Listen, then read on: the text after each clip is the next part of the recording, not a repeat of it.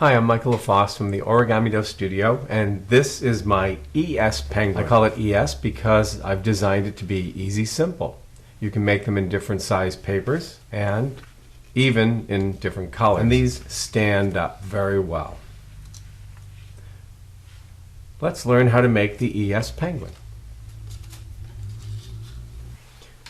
You'll need a square that's colored white on one side and black or any other color you like for your penguin on the other side. Begin with the non-white side facing up. Fold in half, corner to corner, to make a white colored triangle. This kind of a triangle has a single square corner and two smaller corners that measure the same, 45 degrees each. Take one of the 45-degree angle corners and fold it to touch the square corner. Unfold. We're going to use this hinge line as a guide for doing an inside reverse fold with this corner. It's helpful to bend the paper backwards and forwards on that hinge line just before doing the inside reverse fold. It's called an inside reverse fold because the paper to be moved is going to travel inside, and what's reversing is this crease. Right now, it's a mountain crease, raised like a mountain ridge, but when it gets reversed, it turns into a valley crease. There's our inside reverse.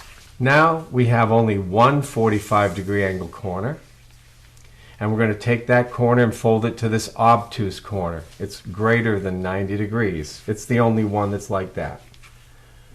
We're not going to fold completely. We're going to put the two corners together, put just a pinch at one end, and put a pinch at the other end. We're going to use these pinch marks as a guide for our next step. Here we have the two pinch marks. We didn't want a full crease because that would put a bend in your penguin's neck. We're going to take this back edge of the corner flap, fold it over to create an edge line that aligns with your two pinch marks, and make a sharp crease.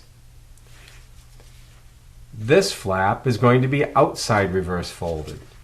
Once again, it's helpful to bend the hinge line forwards and backwards a few times before attempting the reverse. It's called an outside reverse because the paper moving ends up on the outside.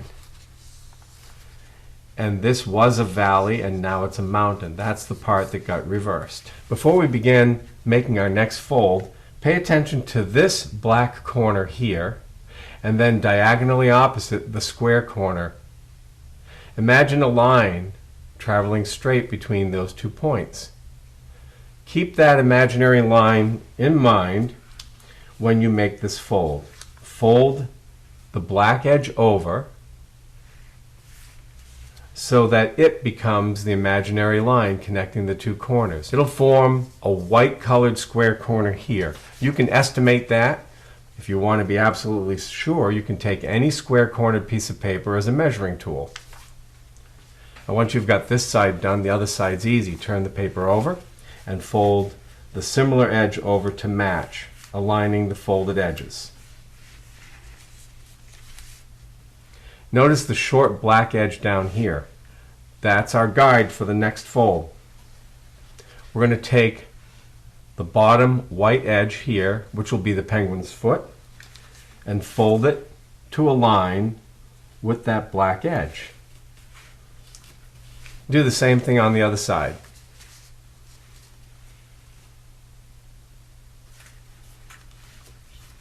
Now, stand those feet straight away from the body of the paper, and there is the ES Penguin, which will stand up very well. I hope you enjoyed this project. Make many more.